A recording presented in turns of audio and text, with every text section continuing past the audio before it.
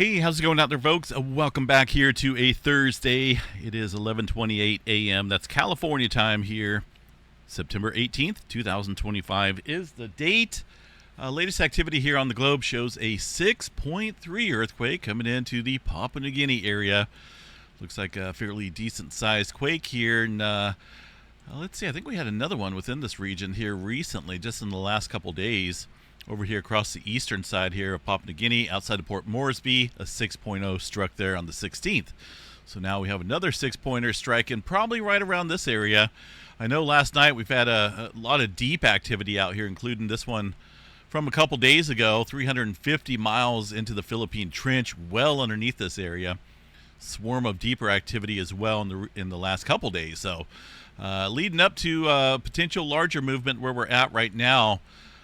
This is 6.3, obviously a little bit south of that deeper movement, but it does tend to trigger stress regionally out here when we see those earthquakes of the deep nature.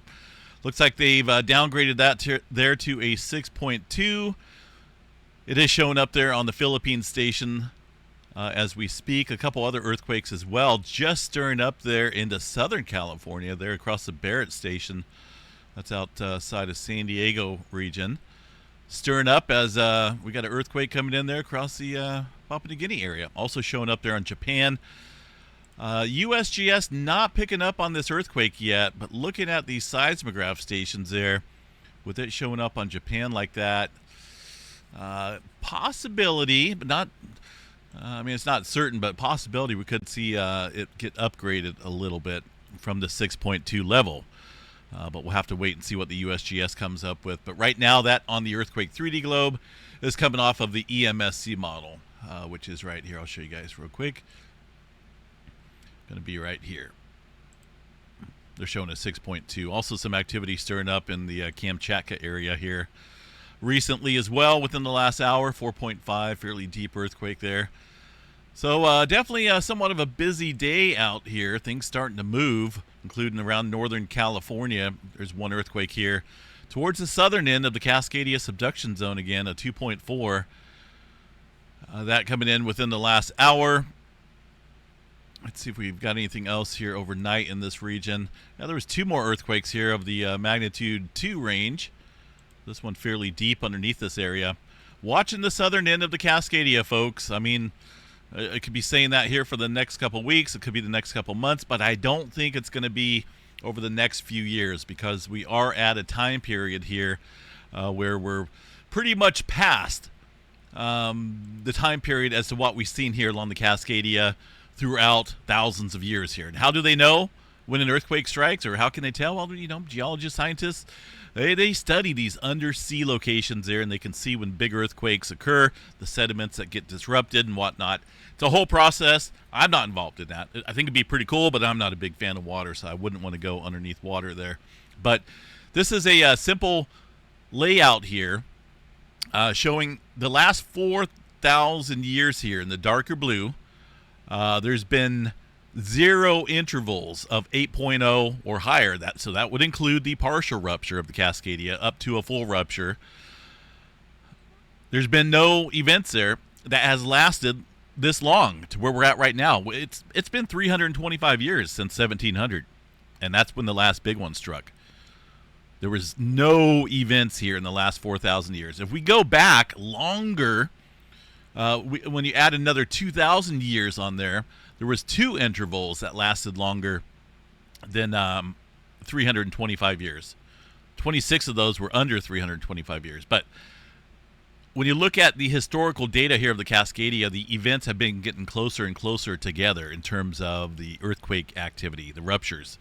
So to go back to the last 10,000 years and include, extra time there that, there were 7 intervals there of large ruptures that lasted longer than 325. But I strictly think we need to pay attention to the last 4,000 years, as things were a lot different back then. 4,000 years is still a decent time period. So that would put us at, above the time frame. The longest one, in fact, if you think here on this chart, was 291 years in between major ruptures there. Here we are at 325 years. So I don't think it's going to be another couple years before we see some type of big event there along the Cascadia. I'm betting here across the southern end, and then probably sometime later a full rupture. But a full rupture is not out of the question. It's definitely something to consider and be prepared for, because, as I keep saying, this didn't happen just yesterday, or it didn't happen 100 years ago. If it did, I would say, like, hey, man, we got another 125, 130 years to go before we see something else.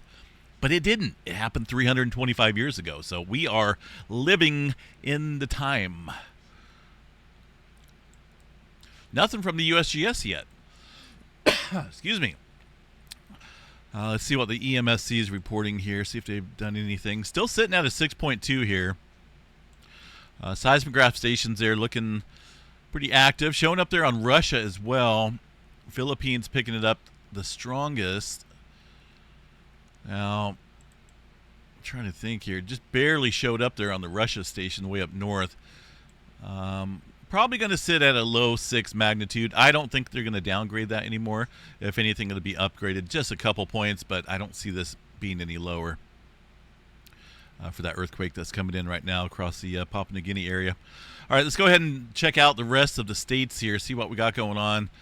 Some earthquake activity around Mount Rainier. It does look like they're adding a couple more quakes here now. So let's go ahead and do a little comparison in between in terms of what to look for on the graphs. Okay, so this was this morning, a little 0.4, not a 4 magnitude, but a 0.4, just a fraction of a 1 magnitude at 1:37 a.m. local time. Very shallow earthquake. That should definitely show up there on the seismograph station. So we're going to go over here to the Pacific Northwest Seismic Network and check out Mount Rainier. And this one right here should be able to pick it up. This is on the northeastern side of the volcano. So about 2 o'clock, let's see, when was that? Let's get the exact time. 1:37. All right, 1:37 this morning. Here's the 1 o'clock hour here in the red. 1:37.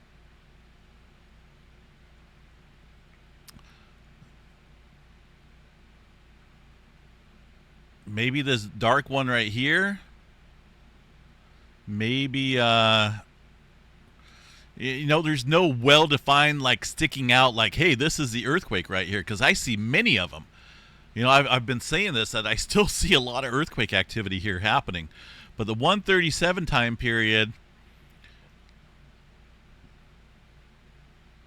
it's got to be maybe this black one right here. So if that's one, what about all these other ones out here? See all the other bigger lines here? Those are not ice quakes. Okay, so there was one this morning. Wonder if these showed up at a distance there. Little 0.9 at 4:30 in the morning. 4:30 in the morning is going to be... There's a red one. 4:30 should be maybe this one right here. That showed up quite nicely there, even though that's at a distance there from the seismograph station and much deeper as well. But what about all these other ones? Look at all those earthquakes. Those are not the wind blowing. The wind blowing is something like this. I had a viewer email me here today. I think it was today. And asking me what this is on the seismograph station. What's going on? Well, a lot of times here, when the peaks out there get a lot of wind, right? If you guys remember, this is at Mount St. Helens, by the way. It's called Sugar Bowl on Mount St. Helens. It's a BHZ station from the 16th. You guys been hearing about Mount St. Helens there? Ash being resuspended up into the air due to high winds. Well, there is your high wind readings. We used to see this kick up on Yellowstone stations there when thunderstorms would blow through and the wind would kick up. That's what it looked like. This is wind on an exposed seismograph station there. So, and that's about the time there on the 16th, a couple days ago, when it was making its rounds there on social media that Mount St. Helens is blowing off ash. It looks like it's erupting, but it's not. It was just wind. Everything's drying up there. You know, it is the end of summer. When things dry up, that ash up there can definitely stick around for quite a while. We've seen it there, the number of volcanoes in the Aleutian Trench up in Alaska recently, where winds stir up and it's just enough to catch all the loose sediment and blow it up and suspend it up into the air. It happens a lot, but that is wind showing up here on the seismograph station there. And I know what these look like, and this is not ice quakes. You know, I'm starting to think maybe none of these are ice quakes. These are all just earthquakes. I was just kind of giving them the benefit of the doubt there, because they stated that this activity that we're seeing is nothing more than rock falls, wind, and ice quakes. But if you compare it, see this activity today? This is a recent seismograph station there at Mount Rainier. If you compare it back to July when the swarm started kicking up, it happened about on the 8th there. This is when it really stirred up. We were seeing hundreds of earthquakes a day, and they were counting them and adding them onto the seismograph or the USGS map. Looks a little similar, doesn't it? Maybe not quite as intense, but hey, they weren't calling these ice quakes back then. Why all of a sudden, a couple months down the road, we're still seeing a swarm? Oh, those are just ice quakes. Nothing to worry about. I mean, I don't think there's anything to worry about in terms of eruption right now. We'll know if there is, and these graphs don't lie. You can read these graphs. You know, it's kind of like having a video camera on your property. You know, your neighbor threw a ball through your window and claims, I didn't do it. You know, it was the other guy. Video cameras don't lie.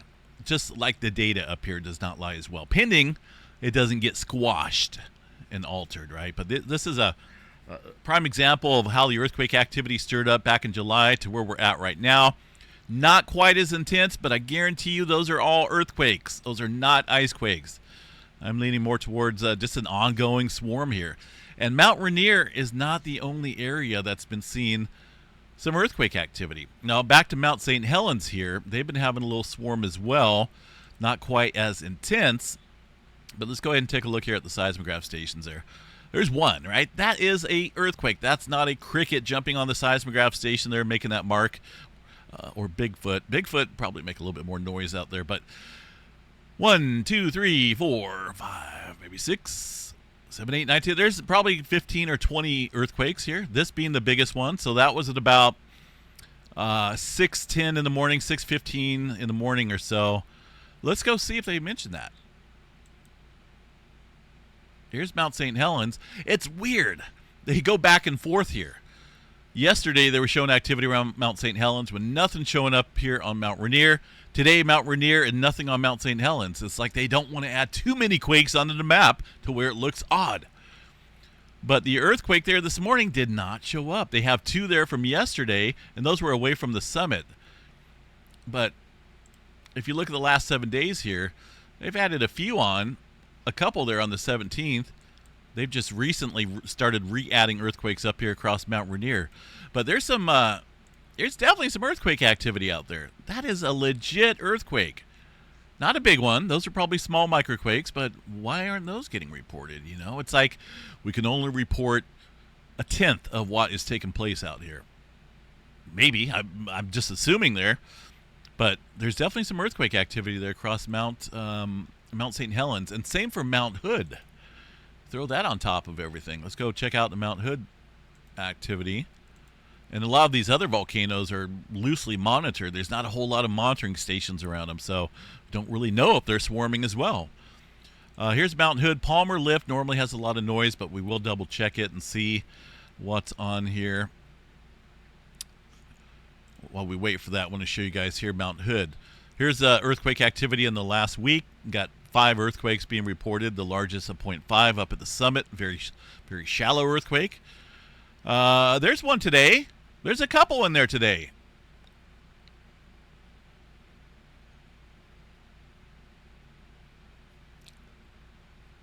Am I at the right one? Yes, it's Palmer Lift, Mount Hood.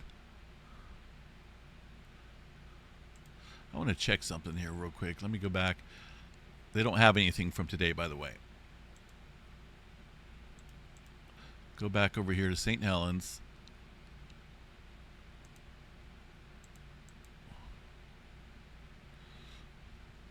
See, there's one right here. That was at just after 6. I was checking to see if this was the same one, but it's not. This one was at 4 something in the morning.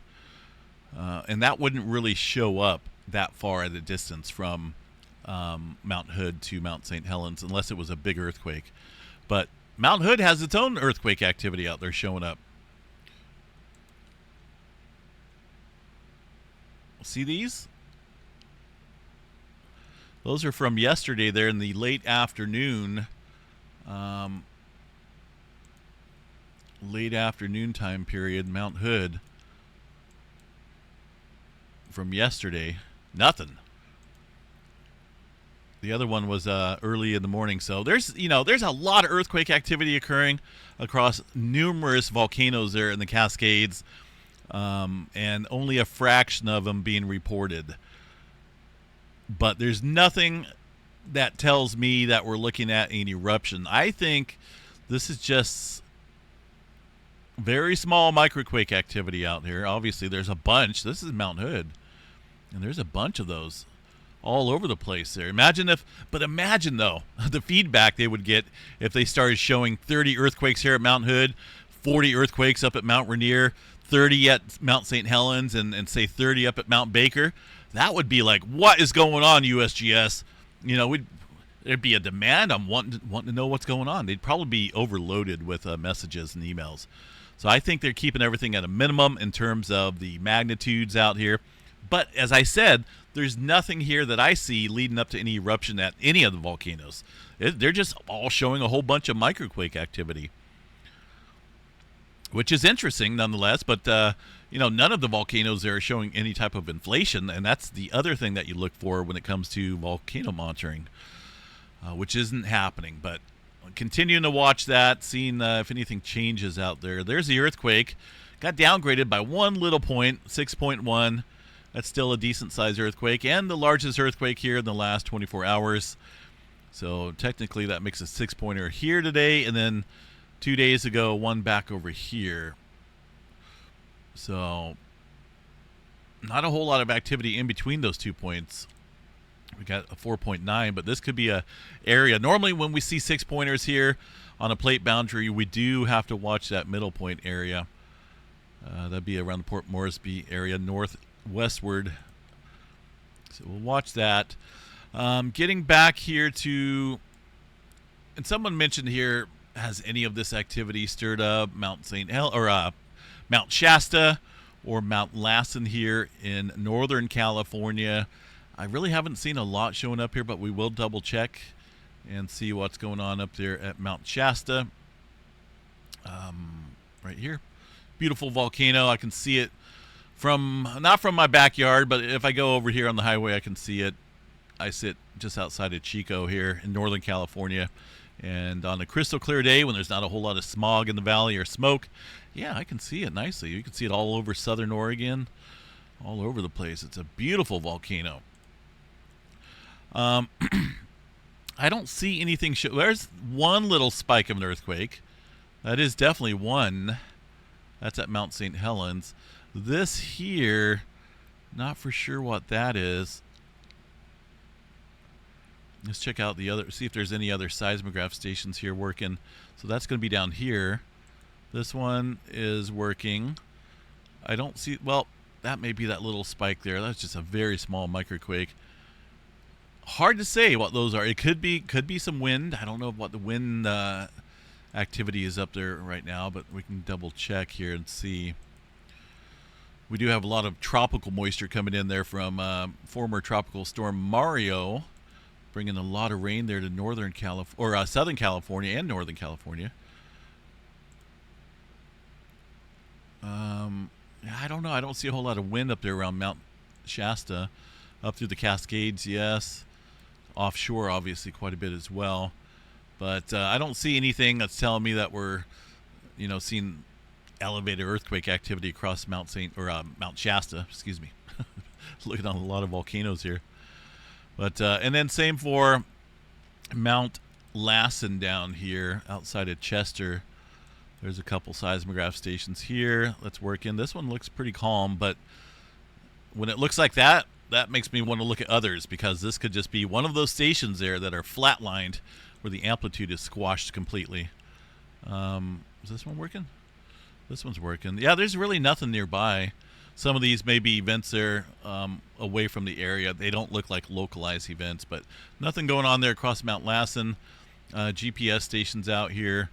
Kind of intermittent in terms of the data out here, but I don't see any long-term inflation going on there across the volcano. In fact, if anything, we're going down in terms of the...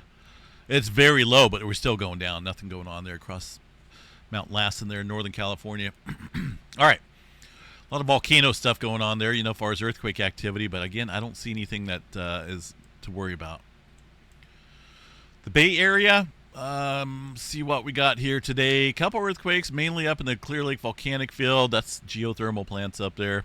Handful of smaller quakes here as well across the creeping section of the San Andreas Fault. Also one more after midnight on the Hayward Fault. That's an area that's overdue as well for big earthquake activity. Remember, geology time. None of these events happened recently. The one area I'm really not too concerned with is the northern branch here of the San Andreas Fault, because technically it's recently had a big event of a 7.9 back in 1906. So it's not like it was 300 years ago when that popped as well. So I'm really not too concerned with the plate boundary here of the San Andreas Fault itself, because it's just been over 1906, 2000, just over 100 years. Areas down south, they're talking a lot more. Hayward Fault as well. Many other fault systems across California. A lot of time has passed.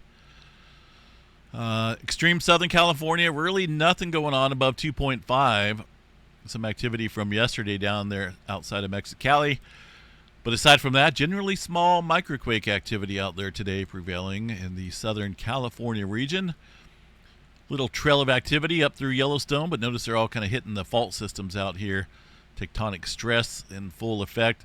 Got a little swarm going on out here across the Hebgen Lake Estates again.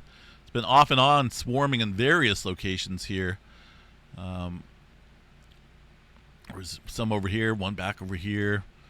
Just kind of leading up here to Yellowstone. There's a number of faults that build up here to this area in Yellowstone, which Yellowstone's not really seeing a whole lot of activity.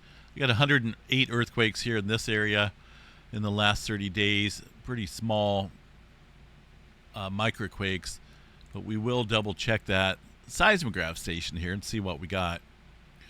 And by the way, real quick, the Yellowstone seismograph stations here, I don't utilize these anymore because this site here is thisthingon.org. I used to use it a lot. This site gets its information from the University of Utah, and the University of Utah has recently flatlined all the seismograph stations out there where you can't see anything showing up. They used to look something like, we'll go back here a couple months to where it used to look decent. Like that. You could actually see stuff coming in, earthquakes. This is when we had an earthquake swarm over here around Maple Creek earlier this year. It showed up on other stations nearby, Purple Mountain. But on today's seismograph stations, the amplitudes are turned down to where nothing is coming in. So I do miss that. I wish they would go back to their old system here, because when you look at the current data now, you're really not going to see anything showing up on there. Everything is just squashed completely. It just looks bad. So I go over here to the Yellowstone seismograph station there with the USGS, and there's a couple here that I can spot that are of decent readings to where you can see if there's earthquake activity occurring. See? You're not going to see that on the other stations there because they're so flatlined. I mean, in terms of the University of Utah, it's something. Their amplitudes have been squashed. This is a properly tuned seismograph station here, digital that is, of course, and it's showing earthquake activity nearby, and it will also pick up distant earthquake activity. I don't see anything here. There's a couple smaller quakes there last night and this morning, but there's really no earthquake activity that I can see. The one that did show up is little 0.2. That was at just after 10 o'clock here, my time, so that's going to show up a little bit different on... where's it at? just after 10 o'clock. It'd be right here. This is it. There's a little 0.9. Looks like there was another similar event there around 8 o'clock or so, and a couple other smaller ones. But this one, you know, there's a couple of them here with the USGS that are properly tuned, and it looks normal. I hope they don't mess with the amplitudes on these, but I just cannot use the other one anymore. I used to love going to the Yellowstone overview, but when things look like this and the amplitudes are turned down, it turns me away. You can't see anything. Can't really tell if anything's happening out there. What's the point? All right. Oil fields out there still rocking and rolling. One earthquake outside of the Segundo, Colorado area from last night. 3-pointer up in the mountains there, it looks like. I believe there's some oil fields up here. Let's go to satellite view. Not the ocean. Ocean out here would not be good. A little hard to tell. Maybe not. This looks like a burnt out forest. You can see just the sticks out there. But yeah, little earthquake out there last night. Oil fields still heavily getting hit. Nothing major going on there across the New Madrid seismic zone for now.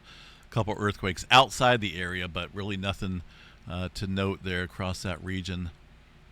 Kilauea volcano. Well, let's go see if Kilauea has erupted. Because last night it was looked like it was getting close.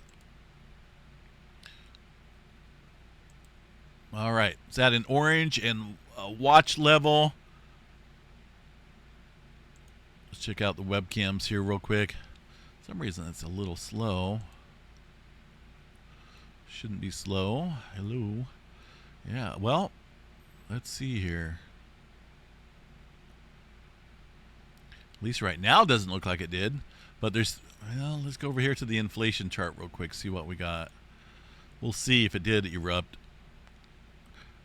I don't see it because this would go down. But look how long this has lasted compared to the last inflation event leading up to the eruption there on the 2nd of this month. We're going up and up and up. Leveling out a little bit right now. Let's see what they're stating here. A third event began with 10 to 20 foot high dome fountains as the vent filled and began overflowing. That was last night, just before midnight Hawaii time.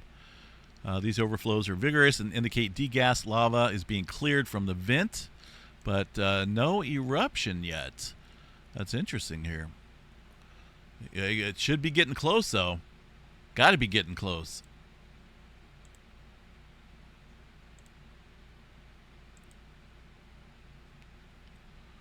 Is this... Oh, that's from April. What? Here's a recent one, right? 9/18. Yeah, so... I guess any minute here, unless something else is going to change, you know, we've seen 32 episodes of rinse and repeat cycle there since December of last year.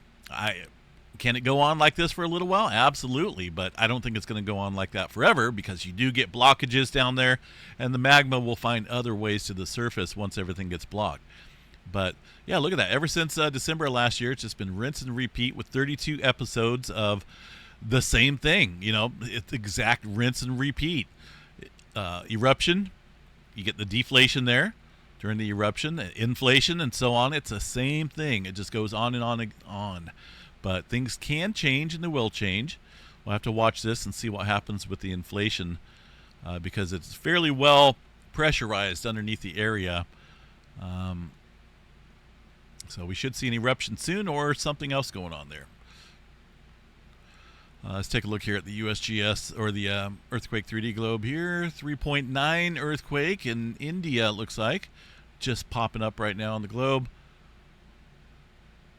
Japan area, still got some activity here around the Nankai trough. Now, I know they're not showing a lot of the activity that struck out here, the smaller quakes, so we do need to go over here to the official site, which is the Japan Meteorological Agency here, and look for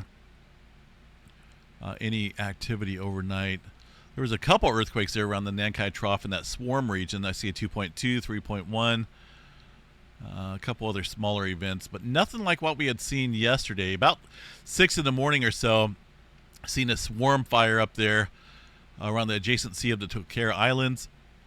That's at the southwestern side here of the Nankai Trough. That stirred up about 30 earthquakes or so. Even a couple getting into Section A here with a 3-pointer and a 3.5 yesterday. But I don't see anything else showing up there for now in terms of swarming. There was a couple earthquakes here this morning, 4.1. That is into the Section A there. So that's a decent event. That's where the 3-pointer and the 3.5 stirred up yesterday. But things are active out here. This region does have potential, let me tell you. Alaska area, a couple older quakes there. 3.2 way up north. Let's see here. New Zealand, not so much going on down there. Atlantic Ocean, pretty quiet. A lot of clustering. It looks like clustering just wants to squeeze in this area right here across the western Pacific. And that's bad news for Japan, the Nankai Trough area. But we will watch that middle point boundary here today as well. There was another 4-pointer, it looks like. Yeah, 4.0. Stirring up around where that 6.1 just struck. So it's definitely, it's got some activity moving around here today for sure. All right, let's check out space. What do I see down here in South America? It looks like there was one showing up on the map. I'll bring this back here real quick. There's one earthquake here in the last hour. 4.7 down in Argentina. 77 miles deep under Argentina area, just outside of Santiago, Chile. All right, space weather activity. This sun looking a little crazy looking. I can almost see a couple different faces in here. 2 wide eyes, a nose, and a mouth. Kind of looks like one of the pumpkins I did here a couple years back. I'm not big at pumpkin carving, so it comes out a little weird looking, and this is what it looked like. It's just a weird looking face. Upside down heart up here. This image is old. When it says the latest, that's literally probably a week old now. So this is the latest one that we have. And technically, this is even behind by probably about a day. So I'm not for sure what's going on here. It says updated the 18th, but technically it's not. This is going to be UTC time of the 17th at 2300, and we're into the 18th at almost 2300. So it's almost a... Ooh, what do we got here now? Big earthquake coming into Russia. See that? Look at that line. They just completely flatlined. Something big coming in right now, folks. Hold on a second. I'll wait for that to update, but that's interesting reading there. Magnetogram image real quick. We'll check out this, which is also behind almost a day. Here's not the latest. That's a week behind. Well, why? What's going on? I don't know. But seismographs, or the sunspots out here, numerous, but really not anything of any concern here. I guess we do have one sunspot down here in terms of close proximity to one another in terms of the magnetic structure. But really nothing of any major value in terms of flaring. 35% chance for M flare, X flare at 1% or less. That's fairly reasonable. No major auroras there in the forecast for now. Things pretty quiet across that board. We do have a super close approach here of a huge asteroid, a 520-foot building-sized city killer asteroid. These big ones like that can definitely wipe out an entire city. That's coming in under 1 million miles, 523,000. But the average moon distance here, and the moon is actually a lot farther away than people think, is 239,000. So we're double that, which is good. But Apophis there, when it comes in 2029, that's going to be super close. I'll cover that more in the days and years ahead. But for now, we got this one coming in 520 foot. That's a big one. Everything else out here looks fairly safe. This one's pretty close within the Earth-Moon distance, but 70 foot. And even then, that's still fairly safe there. All right, let me see what's going on with this seismograph station here. That is, yeah, that's either a big earthquake or someone readjusted the seismograph station. Let's wait and see if it shows up here on any other stations there, because if it is a big event, that will most certainly show up on all the seismograph stations here, probably within this next update. But possible, I mean, I guess it's possible here that somebody made an adjustment, but I don't know. Because even on the digital seismograph stations, you can do these adjustments on it. But we'll check on that here in a minute. Storm Prediction Center. Severe weather today. Got a slight risk there across Missouri region. Looks like mainly due to a little bit of wind threats. Some hail threat out there, including Southern California, where tropical storm, or the remnants there of Tropical Storm Mario, are coming into Southern California, bringing some sufficient rainfall out there to the dry areas of Southern California. Dropping quite a bit of rain there on the highly stressed San Andreas Fault and various other fault systems out there. We'll see what happens here if it lubricates it just enough to get the ball rolling, so to speak. Looks like the rain I was expecting in Northern California is gone. Some more moisture coming in from another tropical system next weekend. Not this weekend, next weekend. I don't see anything really coming in there to the Gulf or the Atlantic. That is good news there. It's been eerily quiet. I mean, we've had tropical systems out there way out in the Atlantic, but nothing venturing into the areas. That is good. Rain maybe here, I hope. That'd be nice here as we end September, but it does look like Southern California is expected to get some rainfall from this tropical system. I'm starting to think here that was just an instrument adjustment. That's what it looks like. Oh wait, one more update on here, but I think that's what that is. Let's go over here to the windy map real quick. We'll check out rainfall accumulation here for Southern California. Rain accumulation right here. So this is on the ECMWF model. Next couple days or so, yeah, there's going to be some decent rain out there. Of course, thunderstorms are going to be firing up, so this will be locally heavier across certain areas. I think it'll be more than that. GFS model painting a little bit less. HRRR model really not showing much of, well, yeah, it looks like a lot less than what they were claiming. But certain areas I think are going to see more than others. There's that remnants there. There's still actually a little bit of area of circulation here within that former tropical storm Mario. Just now getting some clouds up here in my neck of the woods, Northern California. This is all going to scoot northward. I don't know if we're going to see any rainfall out of that or not, but there might be some light rain coming in later tonight. The brunt of it should stay down south, though. Look at all the storms firing up there in Arizona and Southern California. Uh-oh. Nope. That was it. You guys hear that? 7.8 earthquake. So it was not an instrument adjustment.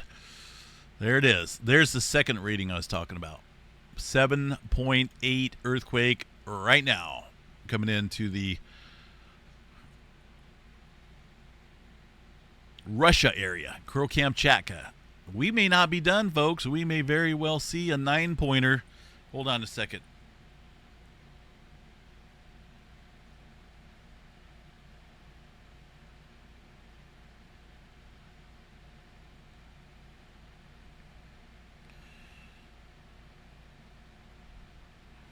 Yeah, that's a 7.8. That is a big earthquake, folks.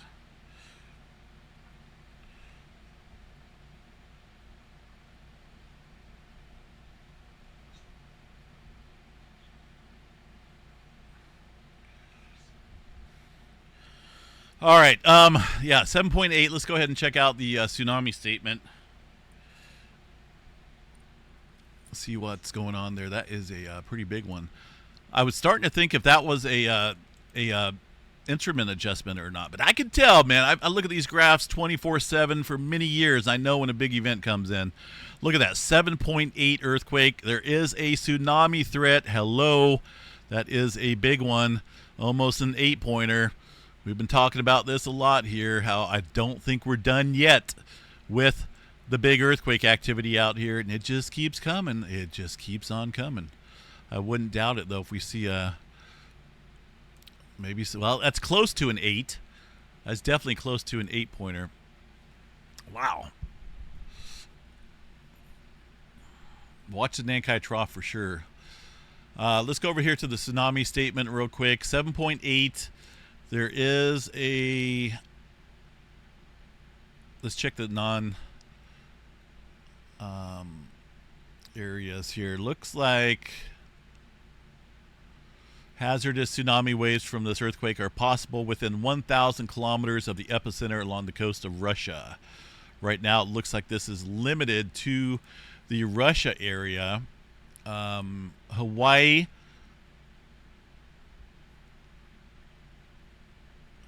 so still too early to determine whether there is a tsunami threat to Hawaii. Now, remember how we had something similar last year? Or not last year, but last July when the 8.8 struck? They said it was a 7.8. No tsunami threat, and all of a sudden it got upgraded to an 8.8 and tsunami threats everywhere. So this is really early in terms of the tsunami threat Pacific-wide. But right now it looks like it's localized there to the Russia area only. But that's right now, as of 12:09 p.m. West Coast time, when this earthquake just came in. That's a 7.8. Waiting to see what this looks like as far as the other seismograph stations go, the waves. I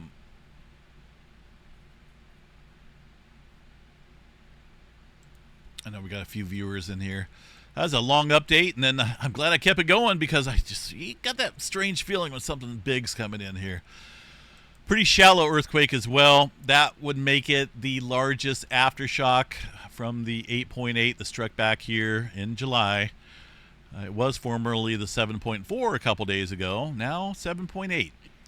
Now, you remember when the 8.8 struck, the USGS claimed that this area was partially released in terms of the accumulated strain building up out here.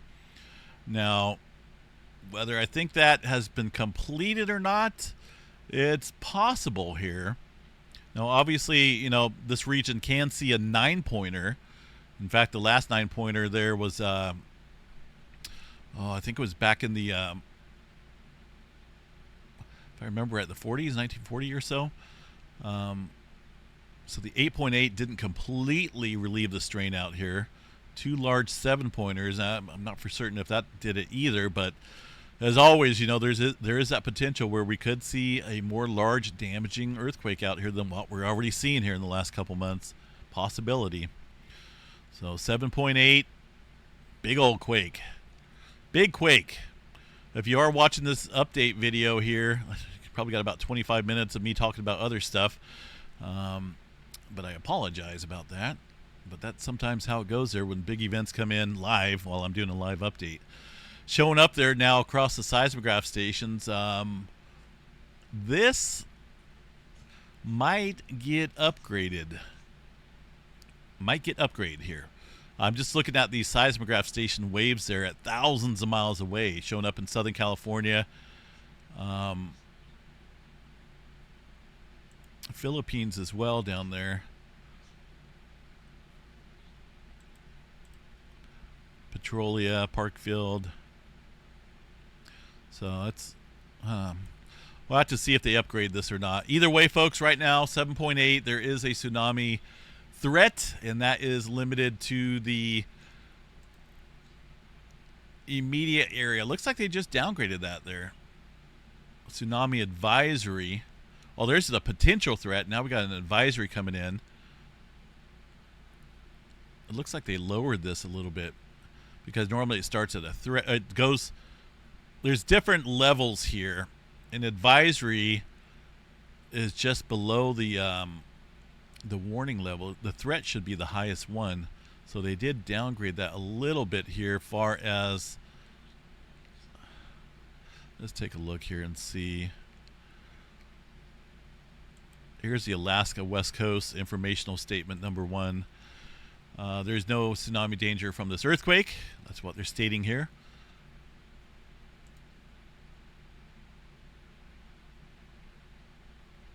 Wait a minute. What just happened here? That was weird. Let's go back. Good thing I reread that. That was from an old earthquake, a 4-pointer. But there is yeah, look at that. Tsunami advisory in effect for the Aleutian Islands, Alaska. So they when I refresh this here, I guess I just hit a bump or something. A little glitch when they were updating their page because it went back to like a 4.5 here from a couple days ago. But yeah, there's a advisory there for Alaska. Potential threat for Russia, where the purple is. We can check out the buoys right here real quick. And there we go, back into event mode out here with a little reading showing up on the water column height there off the coast of Russia from where the earthquake struck. Nothing big. Doesn't look like there's anything big in there. But there was some type of displacement coming in as far as the water column height. These are all meters. This is just a fraction of a tenth of a meter, if that, excuse me. I start getting hiccups all of a sudden here. But we'll continue to check back on that because that's a pretty big earthquake. Magnitude 7.8 can definitely produce a tsunami. That's if it stays at that magnitude. If it is something bigger, obviously the chances of a tsunami go up Pacific wide if it's above the 8 range or so. But look at that showing up there on Japan. There's the main event there. It literally looked like someone adjusted the station, but that was definitely a big earthquake showing up there across the seismograph station. So I will cover this here and more in just a couple minutes. I got to get this video uploaded here. It's a 46-minute long update, so I apologize. The big event here is going to be at the end of this update video, where there's still a tsunami advisory for Alaska, tsunami threat there for Russia from a 7.8 earthquake in Russia. This is now the largest aftershock there from the 8.8 that struck back in July so far. And there's still obviously a little concern here that we are not yet done seeing maybe another 8-pointer out here across the Kuril-Kamchatka. It's a good possibility. I'll just say that. All right.